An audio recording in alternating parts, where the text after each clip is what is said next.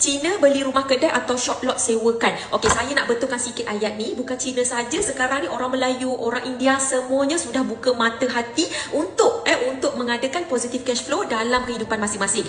Guys, saya sudah pun berkecimpung dalam properti rumah lelong daripada umur saya 18 tahun. Umur 25 saya beli rumah yang pertama. Alah doktor, semua orang pun beli rumah pertama umur 25. Okey, semua orang memang beli rumah pertama umur 25 full loan, betul? Saya full cash. Kemudian setahun 2 biji rumah saya beli, alhamdulillah. Jadi nak katanya properti ni memang mainan saya. Jadi bukan nak kata orang Cina sajalah. Sebenarnya memang betul kita ni di sekolah, kita ni diajar untuk menjadi pekerja yang hebat, pekerja makan gaji yang betul-betul follow ikut bos. Kita diajar untuk kejar 5,000 sebulan income. Tapi kenapa? Padahal kita punya kapasiti, kita boleh kejar income sampai 50,000 sebulan.